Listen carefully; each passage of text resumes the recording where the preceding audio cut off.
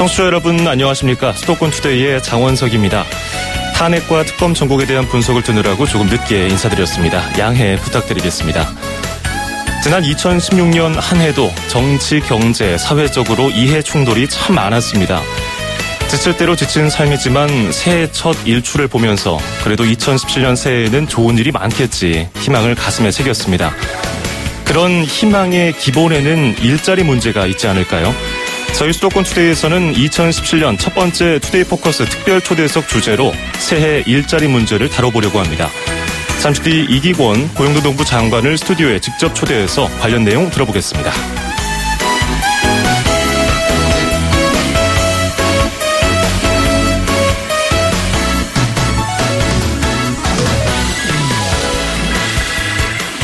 네, 오늘 아침 앵커가 뽑은 수도권 뉴스입니다. 서로 잘 되자고 재개발 사업 추진하고 있지만 그 사이에서 발생하고 있는 강제철거 관련 피해를 막을 만한 방안이 딱히 없었습니다. 서울시가 강제철거 피해를 막기 위해서 이해 당사자들 사이에 협의체를 만드는 방안을 법제화했습니다. 재개발 재건축 조합 지역의 구청장은 분양 신청이 완료되기 전까지 사업 시행자, 세입자, 전문가 등이 참여하는 사전 협의체를 구성해서 3번 이상 회의를 열고 강제철거 피해 방안을 마련해야 합니다. 협의체를 운영하지 않는 조합은 행정 지도 등의 제재를 받게 되는데요. 강제 철거로 인한 피해자들과 원만한 합의를 할 수 있는 제도가 됐으면 좋겠습니다. 로비 윌리엄스의 프리덤 띄워드리면서 2017년 1월 6일 수도권 투데이 시작합니다.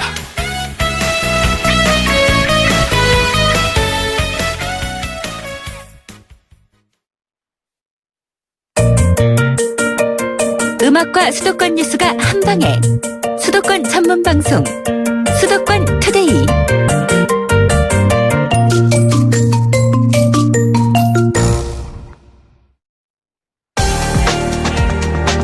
투데이 포커스.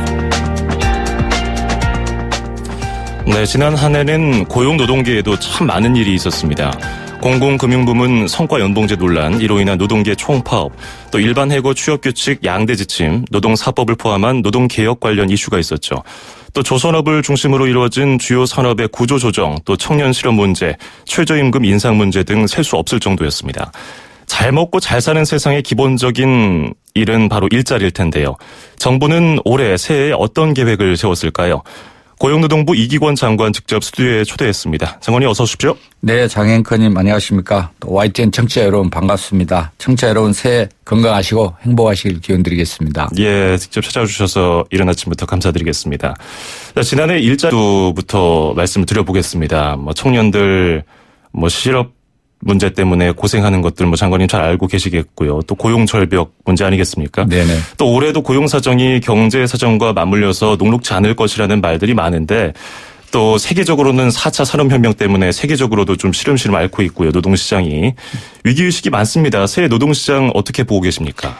예, 금년 아마 우리 청년들이 학교를 졸업하는 아마 2, 3월이 가장 고용에 있어서 어려운 시기라고 저희들 예측을 하고 있습니다. 예. 지난 4년을 놓고 보면 정부가 고용률 70%를 달성해서 이를 통해서 국민 행복을 추구했다고 했습니다. 그런데 지금 지난 4년 동안 약 2% 정도가 올라왔습니다. 과거 역대 정부보다 많이 올라온 건 맞는데요. 아직도 많이 부족하죠. 예. 근데 그런 가운데 최근에 이제 국내적 경제 불확실성이 있고 두 번째는 소위 이제 우리 정년 60세가 중소기업까지 이제 금년에 적용이 됩니다. 그게 예. 신규로 지원한 청년들한테는 오히려 일자리 구하기 어려운 사정이 되겠고요. 세 번째는 지금 제조업, 우리 대기업 조선업부터 시작한 대기업 구조조정이 작년에 의해서 올해 계속 이어질 전망이고 올해 1, 4분기에 거기서 집중될 소지가 있다. 그리고 김영란법 소위 청탁금지법이 고용에 미치는 영향이 3, 4개월 뒤에 나타납니다. 그게 이제 우리 졸업하는 시즌에 나올 거라고 보고 있고 또 최근에 정치 불확실성이 투자 확정을 못하고 채용 확정을 못하는 현상으로 돼서 저희들이 조사를 해보면 대기업의 경우에 금년 상반기 채용 계획이 작년에 비해서 약 8.8% 줄어들어서 나타나고 있습니다. 그래서 예. 금년 상반기가 가장 어려운 시기일 거로 예측을 하고 있고 이거를 해소하기 위해서는 우리 부모 세대, 정부든 정치권이든 노사단체든 최선을 다해야 되겠다 그런 각오를 하고 있습니다. 첫 질문부터 드렸는데 너무나 관련된 일이 많으니까 좀 머리가 복잡합니다. 장관님도 뭐 그러실 텐데. 그런데 또 이런 의문도 들어요. 사실 조선, 해운, 철강 등 굵직한 산업이 지난해 침체를 겪었는데 정말로 일자리가 이렇게 없는가? 아니면 일자리는 충분한데 우리 사람들이 바라는 요건을 갖춘 일자리가 없는 건가? 우리나라 일자리 시장이 처한 현실은 어떻다고 보시는지요? 네, 객관적으로 짚어보면 우리 지금 장 앵커님 말씀하신 대로 두세 가지의 우리만이 안고 있는 문제가 있습니다. 하나는 1% 성장을 했을 때 일자리 증가, 소위 이걸 우리가 고용 탄성치, 경제의 일자리 창출력이라고 말하는데요. 이 부분이 선진국에 비해서 우리가 낮습니다. 02년부터 12년까지 10년을 놓고 보면 우리가 0.3 정도 되거든요. 예. 이거를 선진국처럼 0.67로 올려야 됩니다. 두 번째는 대기업과 중소기업 간의 격차가 매우 큽니다. 우리가 100대 50 정도 되는데요. 대기업에 간 친구에 비해서 50 그 중간 수준의 급여를 받고 우리 청년들이 중소기업을 가면 안 가거든요. 그래서 예. 이 격차를 줄이는 문제가 우리로서는 굉장히 중요합니다. 그리고 우리는 이제 직접 정규직으로 채용하는 그 고용 관행을 형성을 해야 되는데 유연성하고 그다음에 인건비 절약이라는 두 가지 목적 때문에 하도급을 주거나 비정규직을 채용하는 관행들이 있습니다. 이거를 개선해야 될 과제들이 필요합니다. 이것이 개선되어야 청년 일자리 문제는 해결할 수 있다. 우리 고용 문제를 해결할 수 있다고 이렇게 보겠습니다. 그러니까 방금 말씀하신 것처럼 중소기업은 일할 사람이 없다고 그러고 근로자 구직자들은 대기업에 가고 싶어하고 그게 아무래도 근로조건의 차이, 뭐 연봉의 차이 때문에 뭐 누구라도 그런 마음이 들 겁니다. 그렇기 때문에 그 중소기업 비정규직 그리고 뭐 중소기업의 정규직들 그런 근로자들의 어려움을 많이 해결해야 될 텐데 구체적으로 뭐 그런 해결책 방안들을 갖고 계신지요? 예, 우선 크게 보면 우리 노동시장이 안고 있는 구조적인 문제를 해결해야 됩니다. 그간 오랜 기간 동안에 노사정 그다음에 전문가들이 머리를 맞대서 우리 노동시장이 일자리 친화적으로 가지 못하는 원인을 치유해야 된다고 보고 있는데 그 원인에 관련된 문제가 소위 노동시장 격차를 줄이고 또 일하더라도 중간에 50 넘으면 희망퇴직하라고 하면 안 되잖아요. 장년이 늦게까지 일할 수 있게 하고 그러면서도 청년 채용의 여력이 좀 넓어지고 또 장시간 근로를 개선해야 됩니다. 이런 어떤 여러 가지 목적을 함께 이룰 수 있는 구조적인 개선이 뭐냐. 그게 이제 몇 가지로 추계하게 됩니다. 하나는 우리가 연공서열식 임금 체계 때문에 직접 채용을 안 하고 또 일정 기간이 되면 퇴직시키려고 하고 있고 그러거든요. 그래서 연공서열식 임금 체계를 선진국형으로 바꿔줘야 된다. 두 번째는 우리가 그간 스펙이나 이런 자꾸 학력 중심의 채용에서 능력 중심으로 바꾸고 기업의 인력 운영도 능력 중심으로 바꿔줘야 된다. 그래서 이런 관행들이 시장에서 바뀌면서 또 하나는 우리 노동시장을 소위 다루고 있는 핵심 법규가 불확실합니다. 해석이 다르고 그렇기 때문에 그로 인해서 기업들이 내 책임을 면해야 되겠다고 자꾸 하도급을 쓰는 거거든요. 그래서 근로기준법이랄지 근로시간 통상임금 이런 어떤 핵심 규율을 명확히 투명화해 줌으로써 노동시장이 객관화해 주면 직접 채용을 하게 되고 격차도 해소된다고 보고 있죠. 이런 부분을 근본적으로 하면서 또 격차 해소를 해서 중소기업에 우리 청년들이나 또 우리 장년들이 마음 놓고 갈 수 있어야 일자리 문제가 풀리거든요. 그래서 격차 해소를 정말 우리 노사정 모두가 협력해서 해야 됩니다. 그러니까 현재는 우리가 100대 50이라고 그랬지 않습니까? 선진국은 100대 75에서 85 정도 됩니다. 그러니까 청년들이 중소기업에 갑니다. 그런데 우리 노동연구원에 따르면 현대 100대 50을 100대 60으로 하는데 대기업 근로자들이 물가 상승률 정도만 올리고 중소기업을 매년 10%씩 올렸을 때 10년이라는 세월이 걸려야 100대 60이 됩니다. 그럼 100대 70이 되려면 20년간 해야 된다는 얘기인데 20년 동안 그간에 있는 청년들은 갈 길이 없다. 중년이 되죠, 청년들이. 그러니까 굉장히 획기적인 격차 해소 방안을 해야 됩니다. 그래서 두 가지 노력이 필요하다고 보는데 우선 대기업의 CEO들이 내가 직접 채용한 근로자들만 내가 책임있다는 의식에서 벗어나야 됩니다. 내가 직접 채용한 근로자가 5천 명이라면 우리 대기업에 납품하는 협력업체 근로자들이 15,000명이 있습니다. 그 근로자들의 근로조건 그다음에 생명에 관련된 문제 그다음에 가급적 직접 고용 정규직으로 채용될 수 있는 고용 구조의 문제는 내가 기업을 경영하면서 같이 책임의식을 가지고 해야 돼. 이 부분이 필요하고 거기에는 대기업 노동조합도 협력을 해줘야 됩니다. 성과가 나오기만 오게 하는 게 아니고 우리 협력업체 근로자들한테 돌아가게 해줘야 되겠다. 그런 부분이 필요하고요. 또 정부도 공정거래 질서 확립이랄지 대중소기업 상생 실질적으로 예. 협력업체에 갈 수 있도록 우리 상생 결제 시스템 하나만 해도 납품대금이 약 3, 4% 인상 효과가 있거든요. 그걸로 보면 임금 인상으로 따지면 약 10% 임금 인상을 가능하게 해줍니다. 예. 이런 상생 결제 시스템이랄지 예. 또 입찰에 있어서도 우리가 최저가 낙찰제에서 종합신사 낙찰제로 바꿨거든요. 예. 그 이유는 대기업이 정부나 이런 입찰을 들어올 때 협력업체 근로자들의 근로조건을 향상하자는 데 목적이 있습니다. 이런 부분들이 작동하게 해서 정말 중소기업의 근로조건을 향상하는 노력들이 함께 해줄 필요가 있다고 보고 있고요. 예, 알겠습니다. 이번 금년에는 저희 경제부처랑 저희가 합동으로 예. 이런 어떤 작년에 만든 제도들이 현장에서 작동하도록 해서 격차 해소에 가장 큰 방점을 두고 할 계획입니다. 예. 자, 지금 여러분께서는 YTN 라디오 수도권 투데이를 듣고 계시고요. 지금 이기권 고용노동부 장관 직접 스튜디오 초대해서 이야기 듣고 있습니다.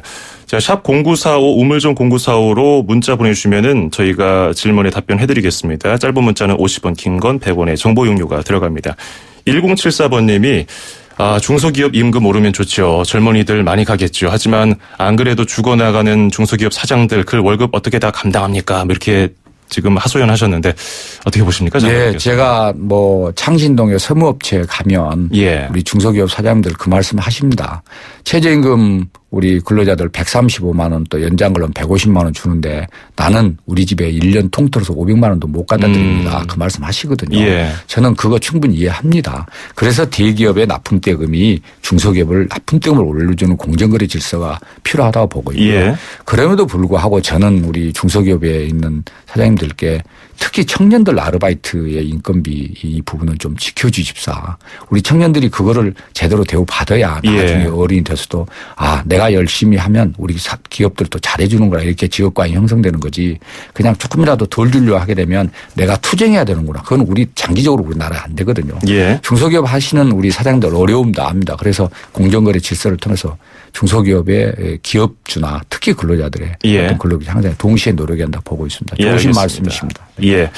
자, 이제 좀 더 어려운 문제에 대해서 여쭤보죠. 우리 노동 여건 때문에 여러 가지 문제가 있고 이것을 정부에서는 노동개혁으로서 통칭하는 용어죠. 노동개혁으로서 좀 손을 봐야 된다는 말씀인데 이것 때문에 지난해 정말 노동계하고 노사하고 문제가 많았고요. 논란도 많았고 일반 해고라든지 대기업 입맛에 맞춰진 법안 아니냐 이렇게 비판을 했단 말입니다. 여기에 대해서는 어떻게 보고 계신지요? 제가 처음에 말씀도 드렸지만 우리가 노동개혁을 하자는 내용들이 예. 지난 거의 20년 동안 98년 이후에 숱하게 노사정 간에 논의를 하고 합의를 했습니다. 임금체계 개편만 해도 9번에 걸쳐서 합의를 했습니다. 임금체계가 개편되어야 장년들이 늦게까지 일할 수 있고 그리고 청년 채용이 확대되고 격차가 줄어들고 왜냐하면 대기업은 연공서열식으로 올라가고 중소기업은 서 있기 때문에 한 20년 되면 격차가 2배로 벌어지지 않습니까? 예. 그래서 격차가 해소되고 그다음에 장시간 근로 줄어든다. 다 내가 만든 말이 아니고 노사정 간의 합의서 안에 들어있는 내용들입니다. 예. 그러면서 통상임금이나 근로시간 문제 법적으로 다투다 보니까 기업들이 책임을 안 지려고 직접 채용을 안 하고 비정규직으로 채용하거나 하독을 주기 때문에 고용구조가 나빠지지 않습니까? 그래서 대부분 개혁 내용에 대해서는 그동안 어느 정도 공감대가 형성된 부분입니다. 예. 작년에 이제 저희들이 현장 4대 실천과제 노동개혁법 4대 입법을 하면서 갈등이 있었던 거는 이 부분이 이제 현장에서 작동해 가는 과정에 저는 작동해 가는 과정의 선진국도 보면 갈등들이 있지 않습니까? 그래서 작동해 가는 과정의 한 일환이다 이렇게 보고 있고요. 그런데 예. 이것이 개선되지 않고 우리나라가 지금 1% 성장을 했을 때 선진국처럼 고용의 증가율이 0.67 이렇게 늘어나야 되거든요. 현재 지난 10년간은 1% 성장했을 때 일자리 증가가 약 8만 7천 개 늘었습니다. 이게 15만 개, 16만 개 늘어야 성장이 우리가 이제 4% 이렇게 못 가거든요. 예. 2% 중반 3% 성장을 하더라도 일자리 증가가 40만 개 이렇게 해서 정말 총연금 문제, 장년 고용 문제를 풀 수 있거든요. 그러니까 이거는 다른 선택의 여지가 없는 길입니다. 예, 다만 그렇군요. 우리가 얼마나 속도감 있게 할 필요가 있다고 예. 보고 있고요. 그래서 이제 금년 들어서도 저희들이 노사와 머리를 맞대고 또 정치권과도 늘 협의를 해서 우리가 안고 있는 문제를 해소해서 일자리 창출력을 높이는 데 우리가 최선을 다하자 이 말씀을 꼭 드리고 싶습니다. 예. 금융과 공공부문의 성과연봉제로 또 이게 많은 노동계에서 불만이 있어서 올해도 계속 이어질 것 같은데 뭐 이 문제는 정부와 빨리 합의를 해서 여기 계속 올스탑 상태거든요. 이 문제를 기다리고 있는 국민들이 많고요. 자, 우리 이제 현실적인 이야기를 더 여쭤봐야 돼가지고 네. 다음 주제로 넘어가겠습니다. 아까 말씀하신 것처럼 올해부터는 60세 정년 시대가 왔습니다. 뭐 민간 공공부문 할 것 없이. 근데 이제 청년들은 일자리가 없고 그러다 보니까 우리 베이비 부모 세대들이 지금 청년들과 거의 뭐 부모 자식 세대와 비슷한 그런 차이거든요. 이게 부모 세대와 경쟁하는 우리 자식 세대들 청년들 이거 청년 실업 문제 어떻게 해결해야 될까요? 근본적으로 저희들이 청년 문제를 하려면 투자하게 해줘야 되거든요. 그래서 그 투자하게 할 수 있는 요소, 특히 서비스 업종의 일자리가 똑같이 투자하더라도 서비스 업종 일자리 증가율이 높습니다. 그래서 서비스업 활성화할 수 있는 법제를 빨리 좀 국회에서 해결해 줘야 되고 그리고 과감한 규제 하나가 필요합니다. 그렇게 성장을 했을 때 말씀드린 대로 1% 성장을 했을 때 일자리가 더 많이 창출되게 해주는 부분이 노동개혁입니다. 그래서 거기에 이어지게 되면 저희들이 0.67 이렇게 1% 성장했을 때 일자리가 늘어나게 되고요. 그래서 저는 그 말씀을 드립니다. 한쪽에서는 노동개혁을 통하고 한쪽은 기업들이 대기업들이 금년 상반기에 우리가 몇 명을 더 채용하겠습니다. 그것도 확대해서 채용하겠습니다라는 계획을 발표하고 이 두 세력바퀴가 동시에 돌아가야 된다. 또 중소기업도 청년 한 명 더 채용하기 운동 등을 해줘야 된다. 이게 돌아가야 청년 일자리가 풀린다고 보고 있고요. 기본적으로 이제 그렇게 하게 되면 저는 청년 채용 문제는 심리라고 보고 있거든요. 15년도에 노사정 합의를 하고 난 뒤에 그 전년도에 비해서 13% 더 높은 채용 계획을 발표한 바 있습니다. 그러니까 우리가 의지를 합하면 청년 채용 문제를 조금 풀 수 있다 이렇게 보고 있습니다. 장관님도 노량진 한번 가보신 적 있으시죠? 노량진 가면은 우리 청년들 얼마나 그 공부하느라고 고생이 많습니까? 그런데 그게 참 안타까운 현실인 것이 뭐 정부에서는 창업도 했으면 좋겠고 뭐 중소기업도 충분히 갔으면 좋겠고 하는데 이렇게 안정적인 공무원 시험이라든지 고시 준비하는 이쪽으로 몰리는 현상 이거는 어떻게 하면은 좀 풀릴 수 있다고 저도 보십니까? 청년 취업 준비생의 약 40%가 공기업 공무원을 준비하고 있는 점에 대해서 너무 안타깝습니다. 왜냐하면 우리 대한민국 장래는 우리 청년들과 달려 있고 우리 청년들이 진취적인 분야에 주로 가야 됩니다. 따라서 저는 10년 20년 후에는 공직사회 공기업이 좋은 직장에서는 많이 낮아지게 돼 있습니다.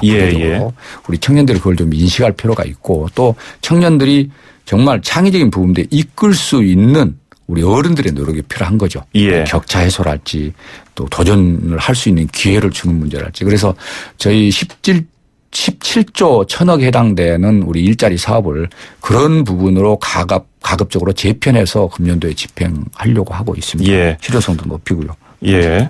자, 앞서서 뭐 고령화 사회에서 올해부터 60세 정년 시대가 왔고 여러 가지 뭐 임금 피크제 같은 것을 이용해서 고령층과 그 청년 세대의 균형을 맞춘다는 말씀을 들었고요. 저출산 문제 참 심각합니다. 그렇습니다. 힘겹게 취업을 해서 일을 하는데 지금 나 먹기도 힘드니까, 나 먹고 살기도 힘드니까 애를 낳기가 힘듭니다. 특히 여성들 문제, 출산이나 육아 때문에 이게 좀 정규직들은 그나마 좀 혜택을 받아요. 근데 비정규직은 뭐 출산, 육아 관련되면 바로 그냥 퇴사거든요. 이 부분은 어떻게 해결하면 좋을까요? 우리가 일을 통해서 국민 행복을 정말 실현하려면 가정의 고용 구조가 한 사람은 전일제로, 한 사람은 파트타임으로 일을 하게 됩니다. 초등학교 한 3학년 때까지는. 그래서 저는 가정의 고용 구조를 1.5 구조로 가야 된다고 보고 있는데 그렇게 하려면 우리 사회에 대기업 근로자든 중소기업 근로자든 비정규직 근로자든 말씀 그대로 부모 중에 한 사람이 육아휴직이나 근로시간 단축을 쉽게 할 수 있게 돼야 되거든요. 그래서 이 관련해서는 저희들이 공공 부분에 있어서 시간 선택지 활용이랄지 육아휴직 비율을 높여서 2만 5천 명 플러스 알파 교직까지 합하면 약 4만 명이 될 걸로 보입니다. 이거를 정원을 늘려주고 하려고 합니다. 무슨 말씀이냐면 누가 우리 동료 중에 한 사람이 출산휴가를 가면 그 기간 동안에 비정규직을 2년짜리를 채용하지 말고 정원 자체를 육아휴직 비율만큼 높여줘라. 그러면 자동적으로 돌아간다는 거죠. 그 부분이 2만 5천 명 플러스 알파를 하고 이게 민간 부분까지 확대되면 말 그대로 일 가정 양립도 어느 정도 확정이 되면서 그다음에 청년 채용 요구도 굉장히 커지는 거죠. 예. 그 부분을 해가면서 지금 장 앵커님께서 말씀하신 대로 중소기업 비정규직이 육아휴직과 이런 어떤 그 출산휴가를 제대로 쓸 수 있게 필요하거든요. 그래서 예. 개인에게 주는 720만 원뿐만이 아니고 기업에게 주는 중소기업 기업에게 주는 또 비정규직이 활용할 수 있는 기업의 지원금을 저희들이 제도를 보완하는 거 더 줘서 예. 중소기업도 좀 자기 근로자들에 대해서 육아휴직이나 출산휴가를 갈 수 있도록 예. 금년부터 좀 확대해 나갈 계획입니다. 알겠습니다. 저희가 시간이 많지가 않아서요. 끝으로 이제 청취자 질문 하나 드리고서 마무리를 하겠습니다. 6466번님께서 문자를 주셨어요. 현장 노동자가 다쳤을 때 입찰에 불이익을 받는다고 산재 처리를 안 해줍니다. 입찰 제도의 문제점이라고 생각합니다.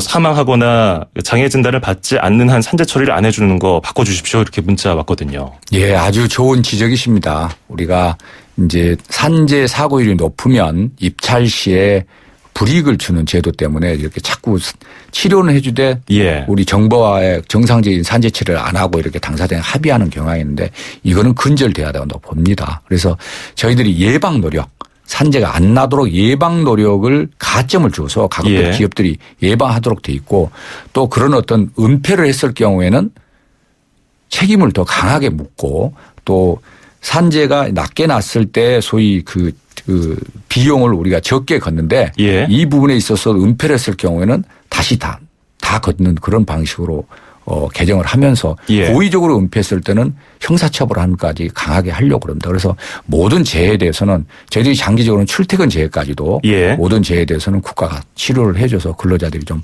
안전하게 일할 수 있는 체제를 갖추려고 하고 있습니다. 예, 알겠습니다. 오늘 바쁘신 가운데 출연 감사드리고요. 오늘 여기까지 듣도록 하겠습니다. 고맙습니다. 네, 고맙습니다. 지금까지 이기권 고용노동부 장관이었습니다. 2,500만 수도권 청취자를 위한 모든 소식이 한자리에 YTN 뉴스 FM 수도권 투데이. FM 94.5MHz YTN 뉴스 FM 수도권 투데이 2부입니다. 광고 듣고 와서 잠시 뒤에 인천시 소식 들어보겠습니다. 홍은희 씨, 잇몸 관리 어떻게 하세요? 잇몸 관리요? 양치 잘하고 치과도 다니고 그리고 하나 더 인사돌 플러스. 염증에도 좋고 들뜬 느낌도 꽉 잡아주니까요. 잇몸 건강에 인사돌 플러스. 써본 후의 차이요? 직접 느껴보세요. 동국제약. 우리나라에서 가장 안전한 차가 된 것보다 더 기분 좋은 건 SM6를 선택한 당신이 더 안심하게 됐다는 것. 5만여 고객님들의 사랑을 받은 SM6 국토교통부 주관 2016년 올해의 안전한차 1위 SM6 QM6 자동차 안전도 평가 1등급 획득. 더 많은 분들이 안심하면 좋겠습니다. 서울, 경기, 인천, 집고! 수도권 정부의 핵심이 바로 여기에 수도권 행정탐방. 네, 수도권 행정탐방 금요일 순서입니다. 인천시로 떠나보죠. 인천시 김석철 방송팀장과 함께하겠습니다. 안녕하십니까? 네, 안녕하십니까? 예. 지방자치단체가 그 시정을 수행하는 데 있어서 그 교부세가 굉장히 중요하지 않습니까? 2017년 종유년 새해부터 좋은 소식이네요, 인천시에. 불교부단체가 될 것이라는 우려를 싣고 올해 역대 최고의 보통 교부세를 받았네요. 네, 그렇습니다. 일각의 우려와는 달리 우리 시가 올해 정부로부터 받는 보통 교부세를 역대 최고액인 4,727억 원을 확보하면서 민선 6기 출범 이래 3년 연속 4천억 원 이상을 확보하는 성과를 달성했습니다. 예. 보통 교부세는 국가가 지방자치단체의 그 매년도 기준 재정 수요액과 또 수입액과의 그 차액인 재원 부족액에 대해서 그 지방자치단체에 교부하는 조세로 우리 시는 그 2013년과 14년에 2,300억 규모에서 2015년도에는 4,307억 원, 2016년에는 4,195억 원에 이어서 올해는 4,727억 원을 확보하게 됐습니다. 이뿐만이 아니라 국고보조금 또한 그 도시철도 2호선 준공 등 대규모 재정 투입 사업이 감소했음에도 전년보다 늘어난 역대 최고의 국비 예산을 확보했습니다. 예, 정부에서 교부세를 받았으니까 이제 인천 시민들을 위해서 좋은 곳에 써야 할 텐데 어디에 돈이 좀 들어갑니까? 네. 역대 최고의 그 정부 시험을 통해서 재정 건전화 달성이 차질없이 수행될 것으로 보이고요. 지난해 확보된 그 2조 4,685억 원의 국비 확보를 통해서 교통주권의 핵심 사업인 인천발 KTX 건설과 문화주권 사업인 국립세계문자박물관의 건립, 그리고 인천 정부지방합동청사와 인천 보훈병원 건립 등 그 시민생활과 직결된 핵심 현안 사업 추진에 탄력을 받을 것으로 기대하고 있습니다. 예. 자, 그리고 새해를 맞아서 어디 멀리는 못 가고 가까운 곳에 뭐 여행할 곳 없을까 고민하시는 분들 참고하시면 좋을 것 같습니다. 인천시가 인천의 8가지 볼거리 또 9가지 먹거리 이른바 팔미 구경을 발표했다고 하잖아요. 어떤 겁니까? 네. 그 매 주말이 되면 오늘은 어디로 가야 할지 하고 이제 고민하는 분들이 많으실 텐데요. 예. 인천에서는 그 시민들이 직접 인천의 대표 그 핫스팟 팔미 구경을 선정했습니다. 8가지 먹거리, 즉 그 팔미는 1위가 신포시장의 닭강정과 쫄면 핫바가 뽑혔고요. 2위는 그 차이나타운의 공갈빵과 백년짜장, 3위는 그 로맨식시티 송도 그 한옥마을의 한식, 그 다음은 그 영종도의 그 낙조를 보면서 먹는 조개구이와 칼국수, 그리고 하평동 그 냉면골목의 세수대한 냉면, 그리고 간석동의 부암갈비, 성모도의 그 변댕이 해무침과 강화의 그 도래도래 무지개 케이크 선정이 됐습니다. 예. 9가지 볼거리인 그 구경은 송도 센트럴파크의 수상 택시와 투명 카약, 그리고 디스코 팡팡과 바이킹의 그 월미도 문화의 거리, 오크우드 호텔의 그 파노라믹 그 65와 인천 대공원의 그 봄에 피는 벚꽃, 그리고 경인 아라뱃길과 버스로 여행하는 그 인천 시티 투어, 그리고 영종도의 선녀바위와 강화 전정사의 템플스테이, 그리고 옥토키 우주센터 등이 선정이 됐습니다. 예, 정말 다양한 볼거리들이 선정이 됐는데 어떻게 선정됐고요? 이거 어디서 확인할 수 있나요? 네, 팔미 구경은 총 그 11,000여 건의 온오프라인 투표를 통해서 시민들이 직접 선정을 했고요. 인천관광공사 홈페이지와 블로그 등에서 자세한 내용을 확인하실 수가 있습니다. 예. 앞으로도 그 매 시즌별로 선호 트렌드의 변화를 반영한 인천의 숨은 명소와 먹거리 등을 다양하게 소개해드리겠습니다.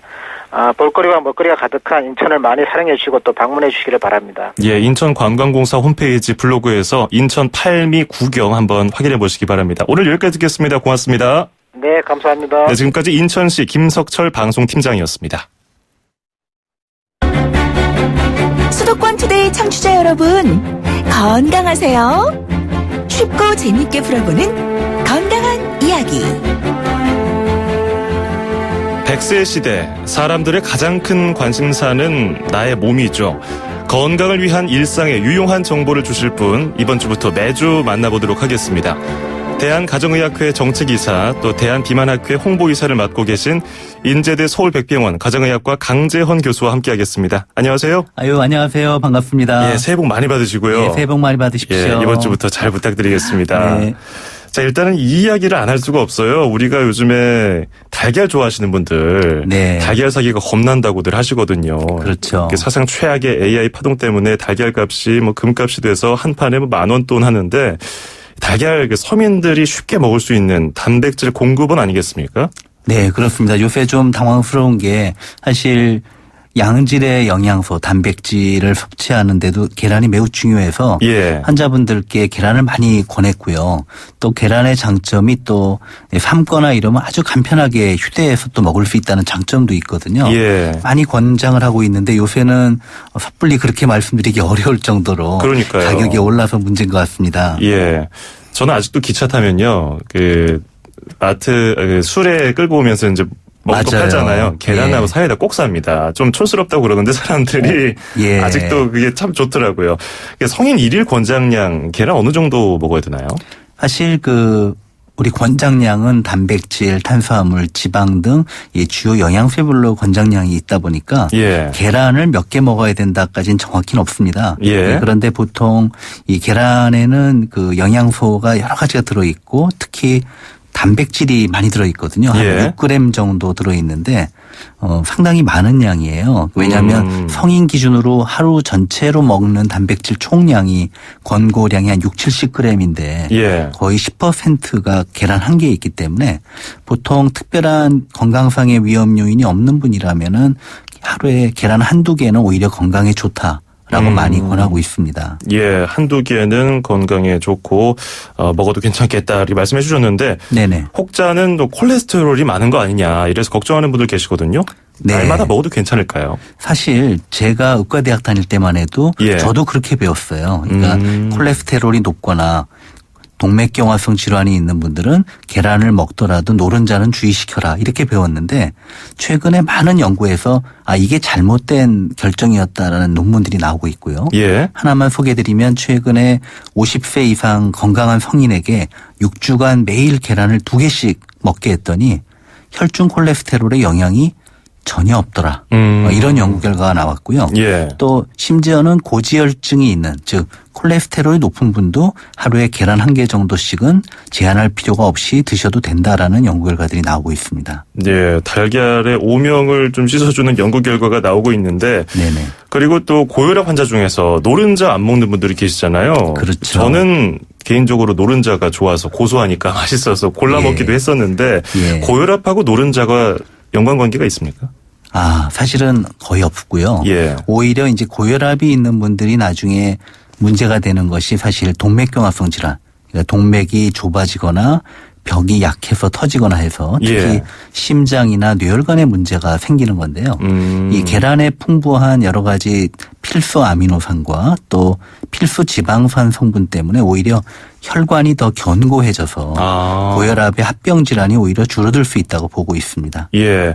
이런 경우는 이제 노른자하고 흰자를 골고루 먹는 경우인데 뭐 운동하신다고 뭐 살 뺀다고 노른자는 살찐다. 그래서 흰자만 골라 먹는 분들도 있거든요.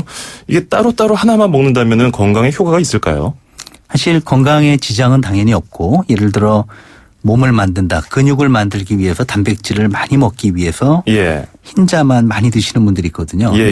큰 문제는 없는데 이제 하나 제가 사족을 달자면 단백질 음식 중에서도 종류에 따라 아미노산 성분이 다 달라요.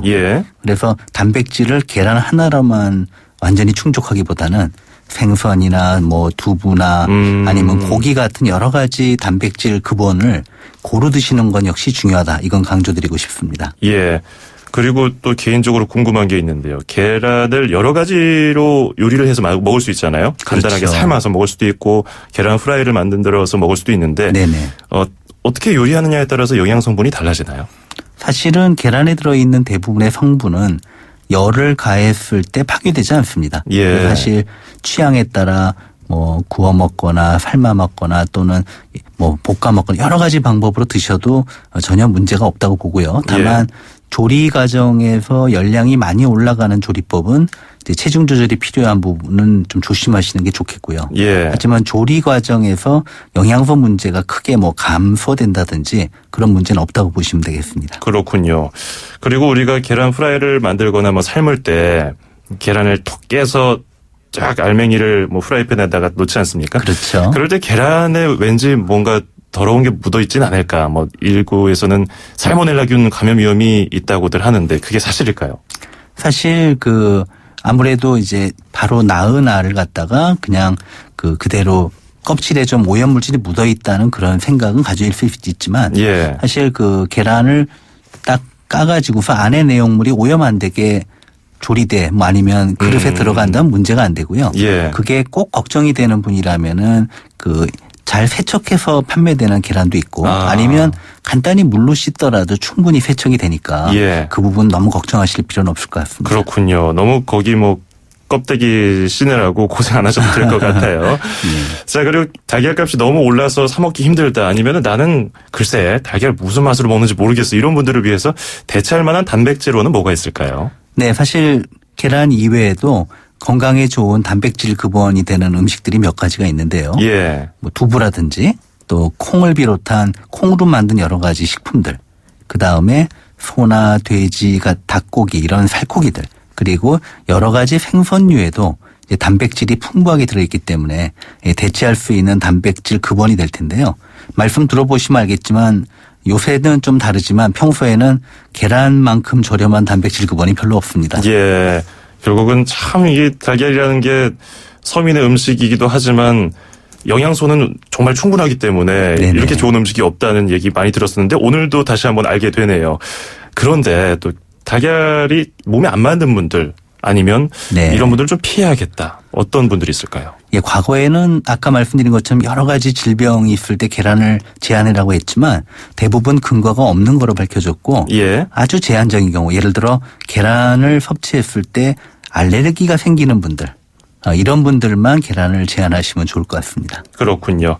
자, 오늘 계란 섭취와 그 궁금증에 대해서 알아봤는데요. 앞으로 청취자 여러분들도 뭐 건강에 관한 이야기 궁금한 것들이 있으면은 저희한테 질문 남기실 수 있습니다. 짧은 문자는 50원, 긴 건 100원이 드는 우물정 0945, 샵 0945로 보내주시면 저희가 준비를 해서 답변해드리겠습니다. 저희 건강한 이야기 앞으로 잘 지켜봐 주기 바랍니다. 자, 오늘 말씀 여기까지 듣겠습니다. 교수님 고맙습니다. 감사합니다. 네, 지금까지 인제대 서울백비병원 가정의학과 강재헌 교수였습니다.